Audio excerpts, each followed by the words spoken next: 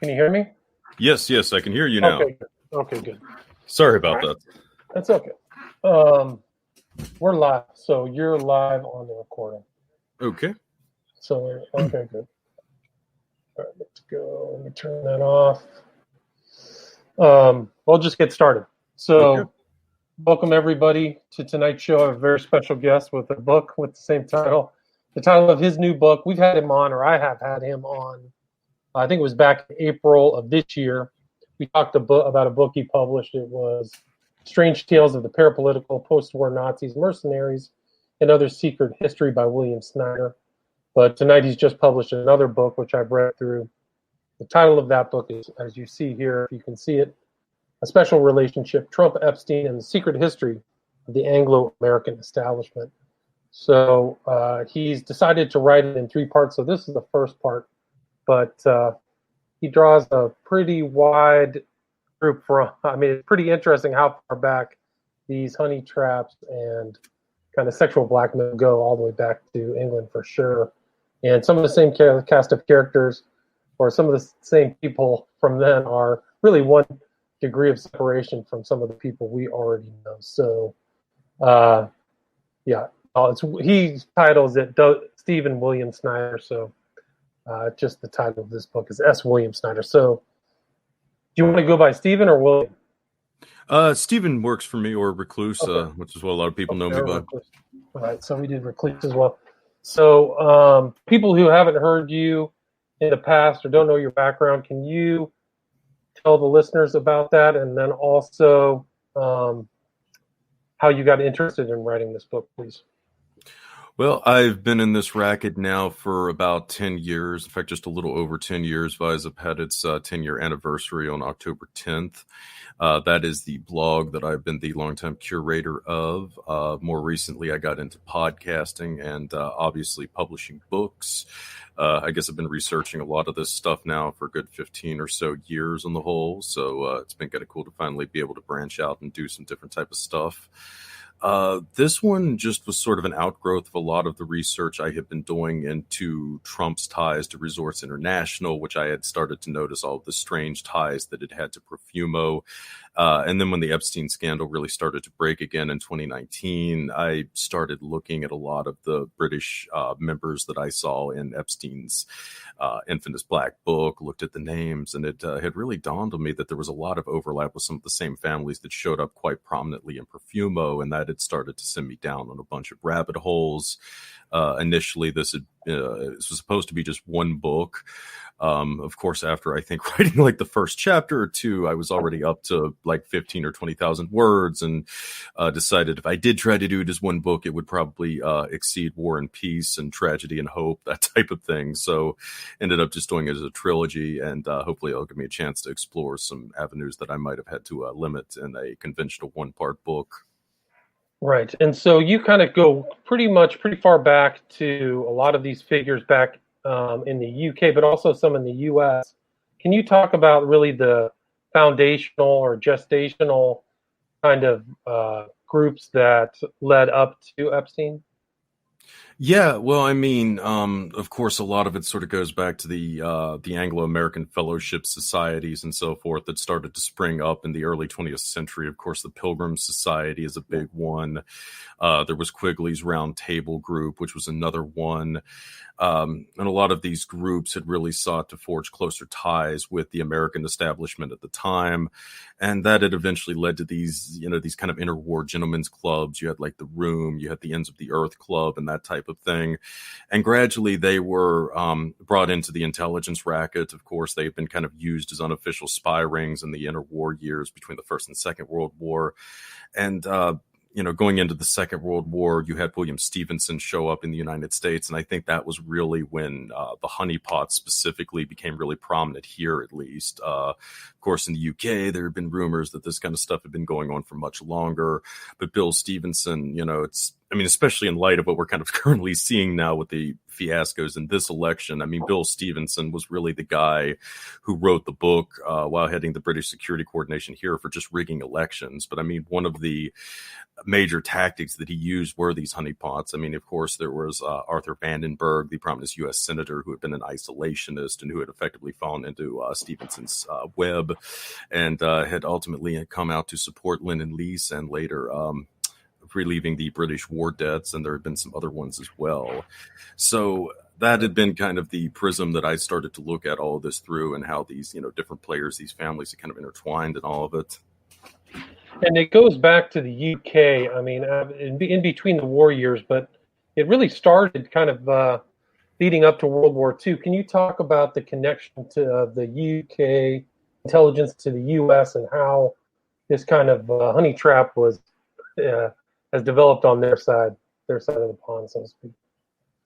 Well, I mean, in the UK, it's possible that some of this had even, brought in with Crowley. I mean, of course, there were a lot of those rumors, and what was it, the 1930s or something, that he had been running these kind of strange honeypots and what have you, that also had that kind of occultic activity and so forth. I mean, I suspect in the British Society, they had always had this kind of stuff going way back. Right.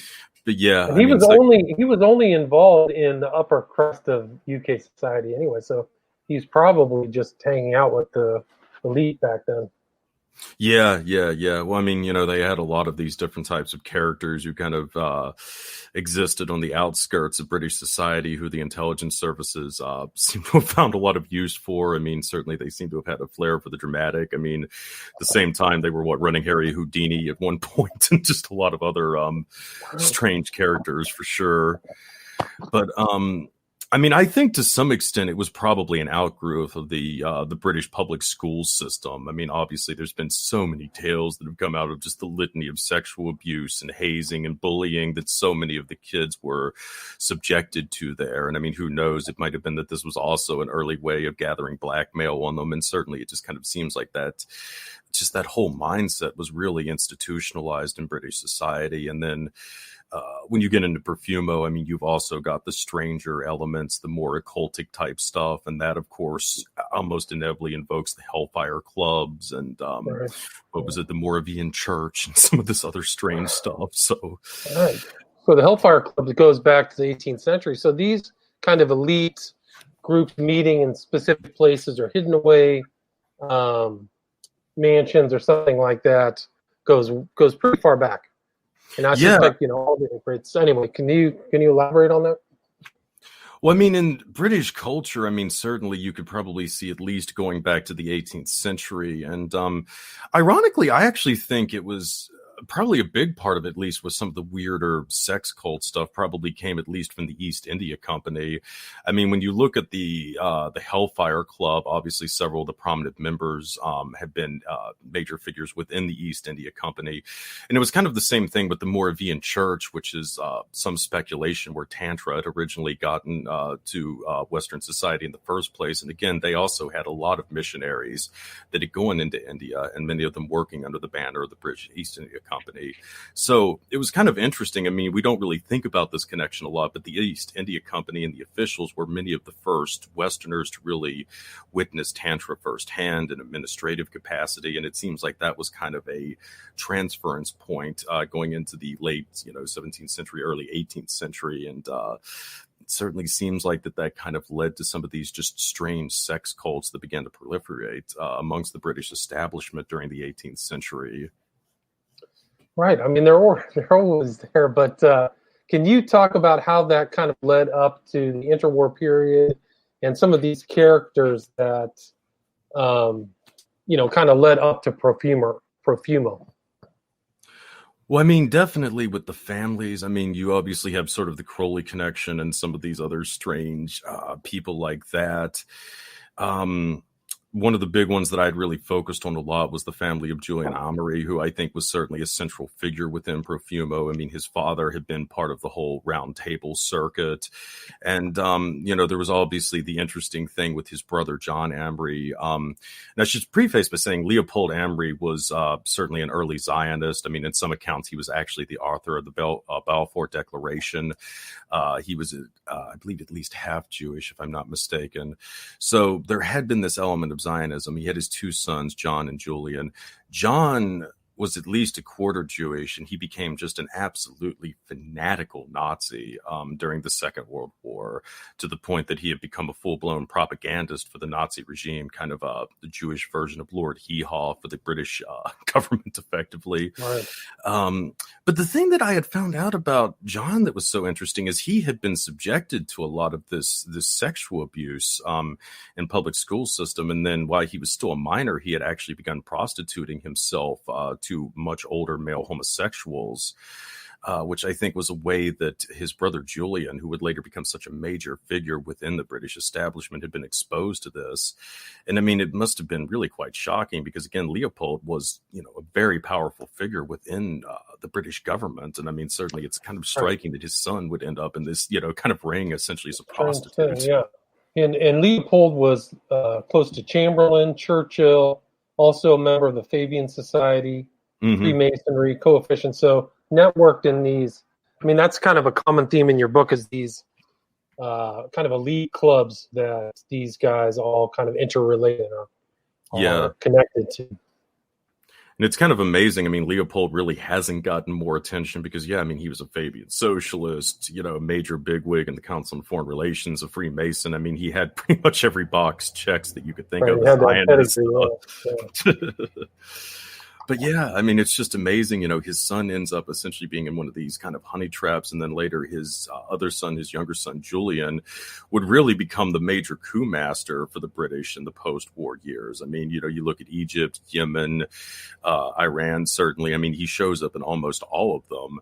And he certainly seems to have been a major figure who took over some of these honey trap rings in the UK domestically as well. So, I mean, it's really quite fascinating how he'd accumulated this kind of power, despite the fact that his brother in some, senses had been utterly destroyed by it. Right. I mean, his brother was put to death, right? His brother was one of the...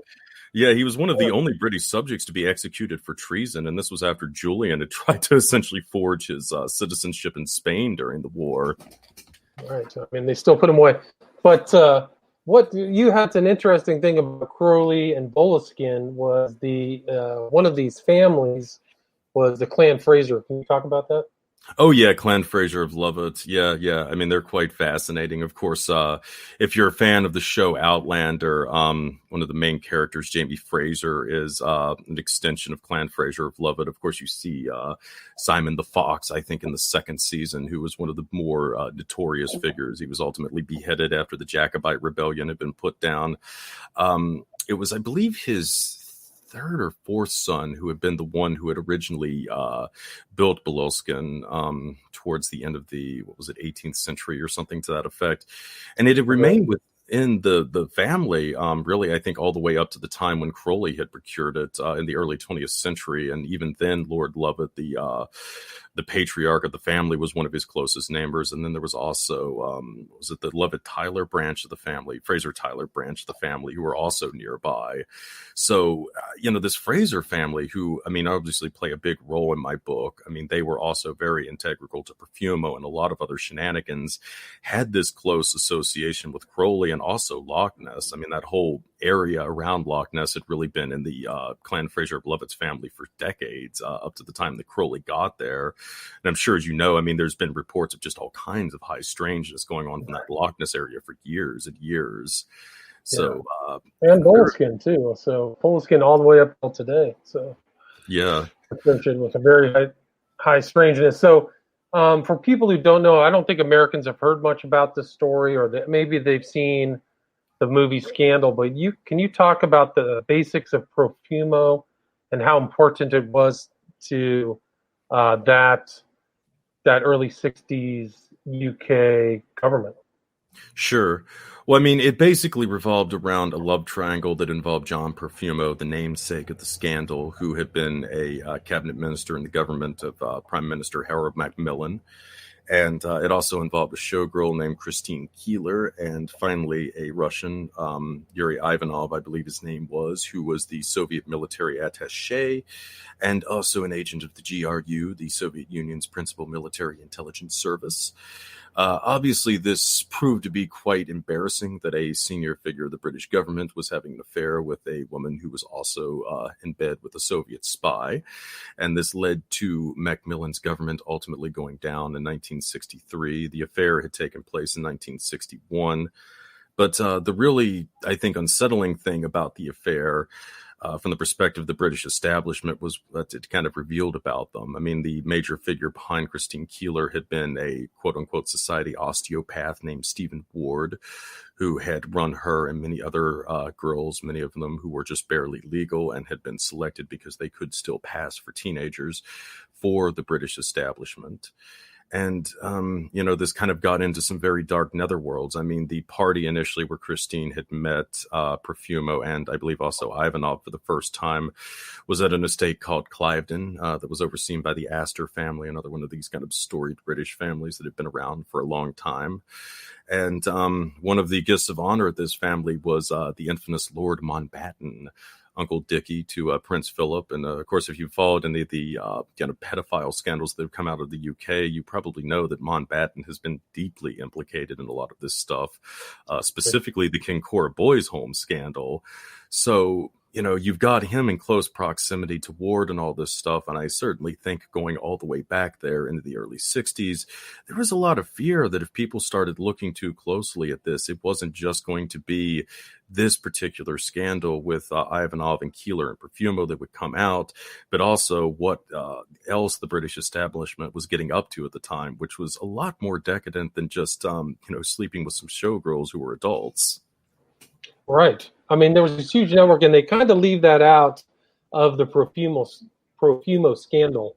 It's kind of seen, or at least I think it kind of gets shaped into this kind of minimal scandal. But the fact is that Ward was networked with tons of the elite. And if people don't know, Prince Philip is the husband of the Queen. So what's Prince Philip doing around in this scandalous kind of environment? But he wasn't just the only one, right? Yeah, well, I mean, it's pretty good evidence that Ward actually knew Prince Philip. They had been at that, what was it, the Thursday Club, I think, that was kind of a bachelor shindig that Philip and some of these other guys were involved in. Ward also knew Barron, who had been Philip's longtime photographer, also the photographer for Mountbatten as well. So, I mean, he was, definitely in league, with British society going all the way up to the royals themselves. And I mean, yeah, just some of this other stuff that you read coming out of this is just so unbelievable. I mean, there was the abortion doctor who had the fetish for women having sex with reptiles and just, these were the kind of characters that were like lurking in the background with Ward. So, right. Yeah. Or he was networked with them, and he was also not rumored, but was into black magic or the occult too. So some of these parties were tinged or with kind of occult ritual behavior. At least that's what's come out.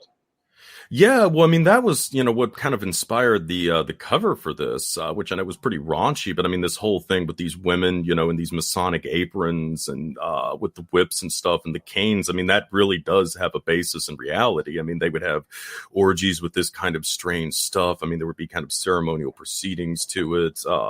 They even had peacocks, just all kinds of crazy things that showed up in it. And it wasn't even just Ward. There was also what was his name? Hod Dibbins, who ironically was also, he had been a member of the Plymouth Brethren, which was the same church that Crowley had been a member in. And Hod had I guess, kind of come to Jesus moment when he had seen a man being whipped by a dominatrix in his 20s, which had changed his life profoundly and had also led him into a pursuit of the dark arts as well. And these kind of strange occultic orgies that proliferated in the early 60s. And did you, so there was this kind of S&M element. Did you ever trace Ward to handling the founder of the Process Church? Can't remember her name off that. Yeah. Mary Ann de Grimstone or MacLean. Yeah. I mean, I never found any concrete evidence of that. I mean, I know Timothy Yeah. Wiley in, what was it, Fear, Love, Sex, Death, or whatever, the book that Pharaoh House had released a couple of years ago. He had denied that. And he basically, his argument had been that she would not, if she had been involved in Ward's ring, she would have spoken about it because she was a publicity hound, which is certainly a fair point. But I mean, there were definitely some people close to this who had died suddenly. Of course, Ward himself had allegedly committed suicide. So, right. A very fortunate suicide, much like Epstein's, right during proceedings, right? Yeah, So he never. Yeah, I mean, it was even kind of during like the same time frame as well. I mean, I think Ward had just committed suicide in August or something like that, just a little, only a couple of weeks, I think, before the time Epstein's suicide had come out as well.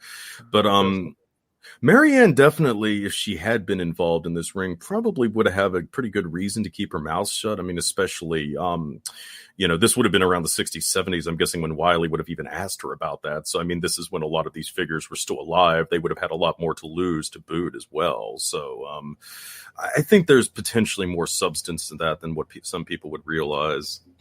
Well, it's known that she worked as a dominatrix. So, and around that time, too, she was around the early 60s London, is my understanding. But and that whole just network was very incestuous too. I mean, that would have been exactly the kind of thing Ward would have been attracted to. I mean, a dominatrix like that. I mean, well, he was kind of like, I mean, we're maybe skipping ahead, but he kind of fulfilled the Ghislaine Maxwell role where he was out kind of not really being a pimp, but farming for women to attend these parties, right? Yeah, I mean, he was kind of a talent scout, and I mean, he also groomed them effectively. Told them what forks to eat with. Right, I mean, just like Ghislaine, yeah. Mm-hmm, mm-hmm. Can you talk a little bit about the Viscount Tredegar, Evan Morgan? Because I've come across him from a different angle.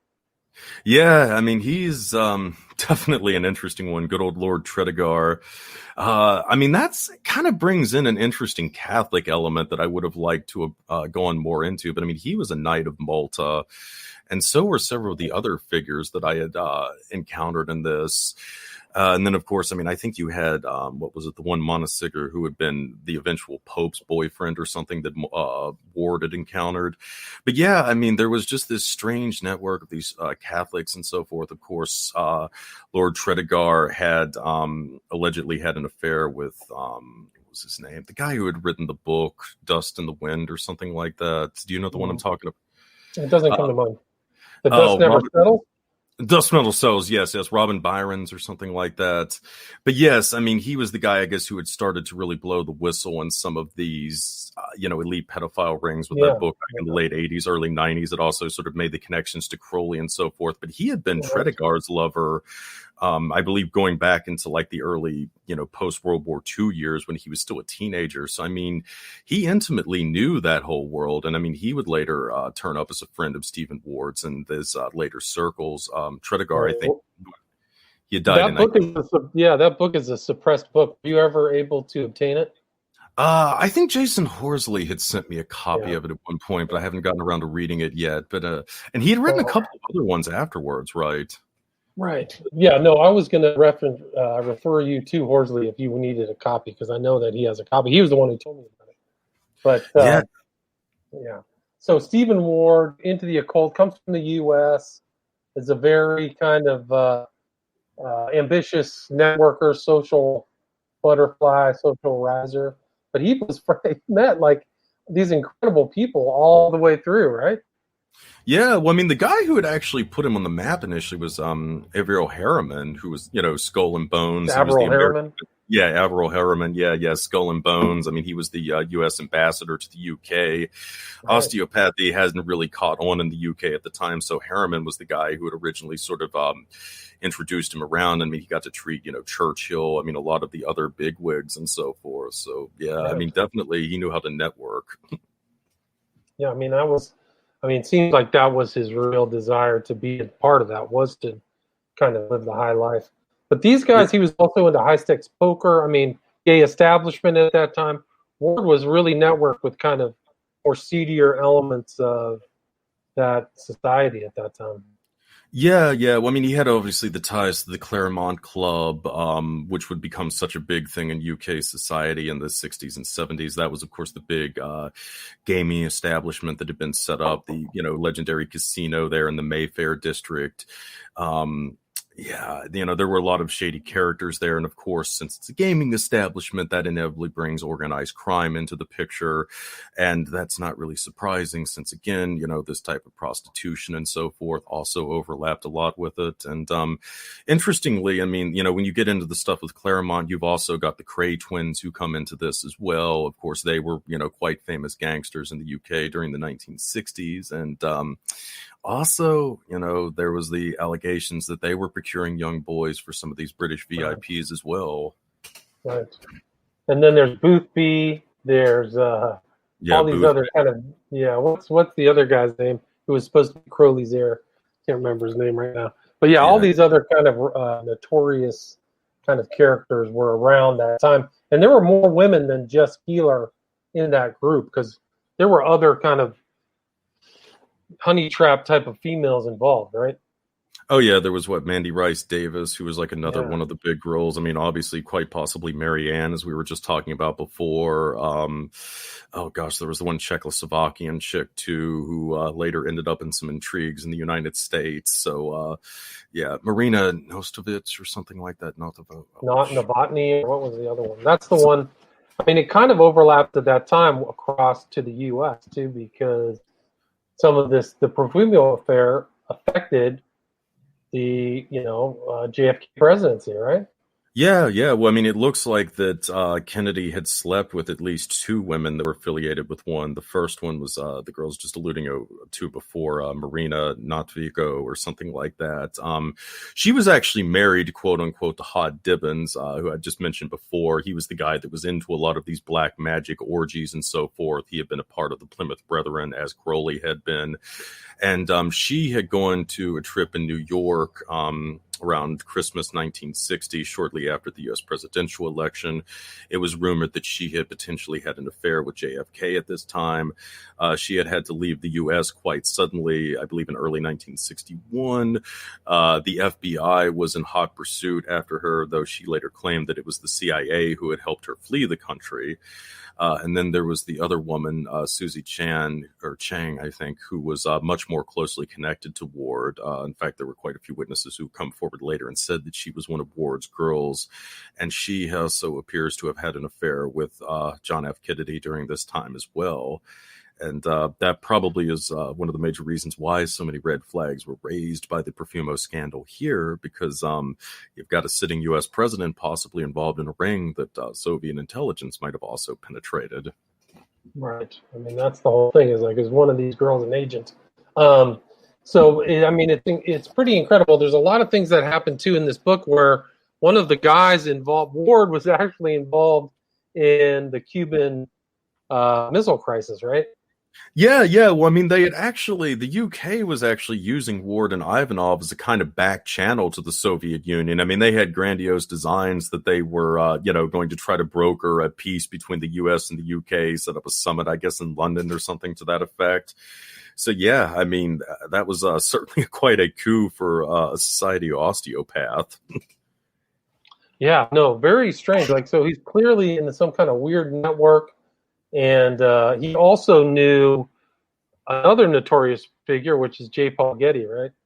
Oh, yeah. That was another one of the Americans. Of course, Getty had relocated to the UK during that time. And, again, I mean, his family would later, help put up money to support the works of people like Kenneth Anger and, right. A lot of the kind of experimental arts and what have you going on in the UK or the US later in the San Francisco and the LA areas. And, of course, Getty was a notorious womanizer. Apparently at this time he had one of his assistants going out procuring quote unquote rejuvenating drugs for him so that he could continue to indulge in his passions for women. So Ward obviously would have been a man who would have had something that he would have been quite interested in.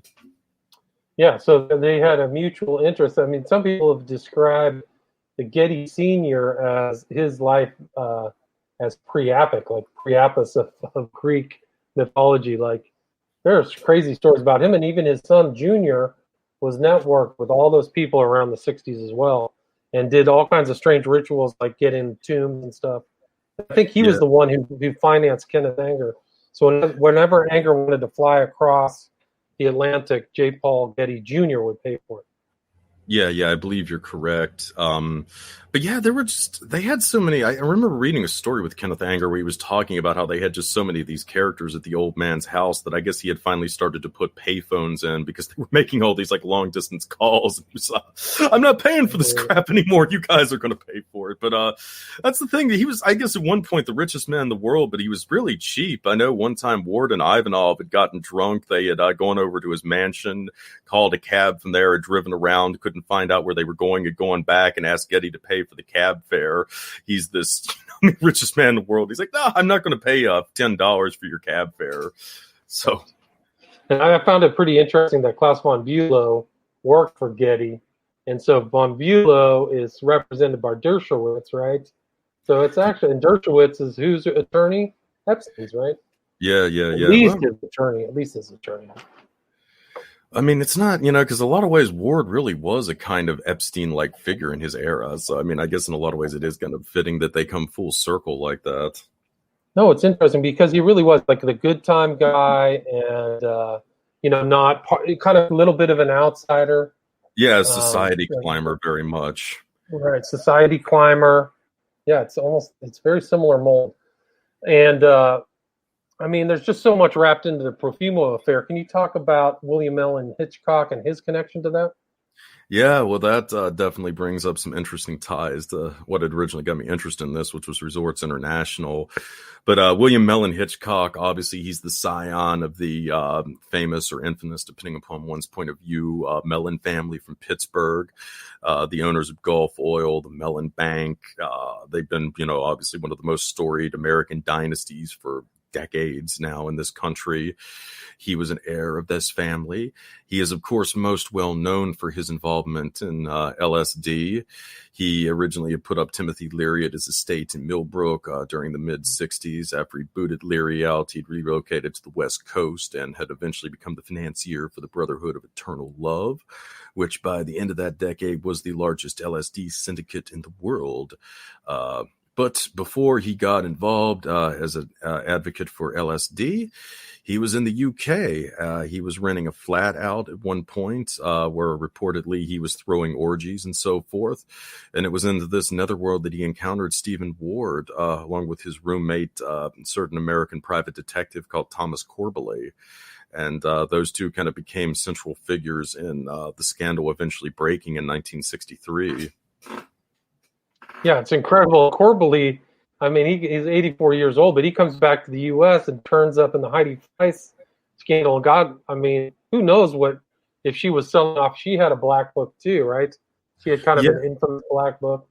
Yeah. Well, I mean, it's also interesting because Corbally goes into all the stuff with, was it Monica Heller and Roy Radin too? Of course, Corbally was a really, really good friend of Robert Evans. I mean, they had known each other for quite a few years before the Heidi Fleiss thing even started to break. So, I mean, that's kind of the interesting thing with Corbally. I mean, he's shown up in these just sex scandals, I mean, for decades, multiple in both sides of the Atlantic, effectively. I mean, I really think that he was a central figure for many years in running these kind of brownstone operations. Yeah, it's incredible. He was, what was he, an FBI agent? I forgot what his actual real title was. He had claimed to be an OSS agent, but it seems like that was probably a fabrication. He had ended up working in military intelligence during the Second World War and then in the post-war years, and might have worked a little bit for the CIA. But he also had a lot of ties with organized crime, too. I mean, of course, his family had been a long history of working as private detectives. And going back into the 20s, it was pretty common for the mob to hire private detectives effectively to keep an eye on the police and so forth. And that's really what his family had done. And they had forged ties with some associates of Muir Lansky going back there. So Corbally was, I guess you could say, a private detective who moonlighted as a gangster and an intelligence officer as it suited him. Right, like he had different hats. He definitely, and he was friends with the notorious Roy Cohn too, right? Oh yeah. Cohn was one of his biggest political mentors, and he did a lot of work for Roy Cohn over the years. And that's how you get the title of this book. It goes back to Cohn, Corbally, and then leads to Trump, right? Yeah, yeah. I mean, essentially, you sort of see that kind of nexus there. Of course, getting into the second and third book, I'm going to flesh that out, but it kind of plays in later to what I would refer to as the Drexel, Burnham, Lambert clique that was so big in the 1980s with Michael Milken and what have you. I mean, Trump and Epstein, Cohn. I mean, all these guys were a part of that. And another guy too that I get into in this particular book, that's Sir James Goldsmith, big British financier, and he's a really important figure, not just because of his ties to Corbally, to later the Drexel Burnham clique, but also the fact that he was instrumental in setting up the movement for Brexit. I mean, he was the guy who really created the UK Independence Party back in the 90s, and he died I think in 97, 98, but to this day, a lot of his former associates were major financial supporters of Brexit, including his son-in-law Robert Byrons or something to that effect. So Sir Jimmy, was kind of doing the same thing on the other side of the Atlantic that Trump's associates were doing over here for this kind of, nationalist revolution, if you will. Yeah, I would say that. But Cohn himself also was pretty sketchy. Weren't there rumors of him trafficking kids or something like that, or involved in sexual blackmail? Yeah. Well, he was reported, I think it was the New York Police Department had done an investigation, and they had found evidence that he had this suite in the Plaza Hotel, this blue suite that he had potentially been running these teenage boys out of. And of course, there were for years those just incredible rumors that he had also taken J. Edgar Hoover, what was it, Louis Rothenfield, and one of those big distillery magnates, and his wife and J. Edgar Hoover had gone to this suite in the Plaza Hotel, and I guess J. Edgar Hoover had come out in full drag or something to that effect, and then these young blonde-haired boys had come out, and they had effectively had an orgy or something like that. Yeah, that's the kind of stuff you end up encountering when you study this type of material. Right, but Cohn is definitely like an underground type figure. He was an attorney, but he was friends with all the mobsters. It's just the real tale of his life. I need to get a biographer, but he was something else. He was all over the place. Well, he was a close friend of J. Edgar Hoover too, and I sort of think that was at least the original basis for his power within the establishment. I think he was effectively Hoover's back channel to the mob, more or less, because Cohn knew all of the big gangsters. The major heads of the different syndicate families and what have you, and at the same time, he's going out and having lunch with Hoover regularly, kind of keeping up to speed on all the stuff he's hearing. So yeah, that's. Of course, there were rumors. He took money from them. He was getting paid to represent them. So he was in business with the mob. But he also I think he started off prosecuting the Rosenbergs for nuclear fraud and wanted them put to death. And that's what happened. Yeah, and then, of course, he later became Joseph McCarthy's chief counsel during the McCarthy hearings and all that good stuff, too. And, yeah, he got around a lot. And, of course, there were all the rumors for years that Trump had also been an FBI informant going back into the 1980s. But, with Roy Cohn, I think you could kind of see a precedent for that. And, just how these guys sort of manipulate the system, Yeah, have you ever heard the story of Roy Cohn and John Holmes? No. I bet it's a good one though. Well, just Google them together, because I think that Cohn was on private planes. He would, this is it's like Epstein again. They would hire these guys, and I think John Holmes was one of them back in those days. Oh man, you got to read that. That's just crazy, because that brings in the Wonderland murders too. For that, right? Yeah. No, God. Look at just that's a whole nother line of inquiry. But so Cohn, and then who's his protege or one of his friends, Donald Trump, right? So maybe we can save that for your other books. But is there any other subject, without going through the entire book? Is there any other subject you'd like to cover? Well, obviously, another kind of interesting thing that turned up, and I know, a lot of people are into the secret society stuff, but specifically the role that Skull and Bones has really played in the United States, and especially, I think, managing a lot of the different conservative establishments for years. Of course, the big thing we usually used to frame Skull and Bones is Sutton's book on them, the classic, obviously, that came out around 1980. But, going back and looking at just the legacy of U.S. imperialism, which is something that I go into in the introduction, I mean, a lot of this was really driven by the Bonesmen. They really sort of laid the foundation for, what we would now think of as the neoconservative movement through people like Henry Stimson, the Secretary of War for Taft, and then later FDR, who brought a lot of prominent Bonesmen into the War Department. And then from there, a lot of these guys went into the State Department. I mean, this was sort of the heart of the containment ideology in the early Cold War years that later kind of became the neocon movement in the 1970s. But on the same token, though, Skull and Bones was big in the, kind of America First movement as well. I mean, this was certainly, really personified by Robert Taft, who had become really the leader of the isolationist movement in the United States in the post-war years. But also, I mean, the America First Committee itself grew out of Yale University, where Skull and Bones is located. So you kind of had, like, on the one hand, this sort of, Pax Americana that was really driven by the neocons, but in the same token, you also had this kind of manifest destiny that was being driven by this, this far right element as well, kind of centered around the quote unquote isolationists. So it's just really fascinating that Skull and Bones has had this kind of diverse influence, and it's really not acknowledged when people get into this stuff. Yeah, was it like 5 Bonesmen were behind Truman when he signed the National Security Act? So Yeah, and that's what I'm saying. These are all these Stimson guys that, I mean, he brought in there. But I mean, Skull and Bones, it just had a phenomenal influence on American foreign policy and what, our country really became in the post-war years. And it's just so little understood. So, I mean, hopefully that's another, little tidbit that people will take out of this book. Right. Let's see what other, let me look at my notes. I mean, so many, there's like, a lot of these names that you talk about in your book, their offspring are in Jeffrey Epstein's Black Book, right? There's at least 10 important UK families. So you see that network.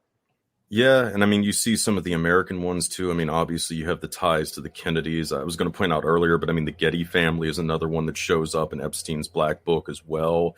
So, I mean, and that does obviously lead credence to some of these rumors that we've heard for years about, just the intergenerational stuff with some of these sex rings and what have you. I mean, I'm always really reluctant to get behind this kind of stuff. But I mean, after looking at this, after the Epstein scandal, and just sort of looking at, the connections to these elite families and how it really does seem to have been this generational thing. I mean, especially. Hey man, look at Hunter Biden. It's present right now.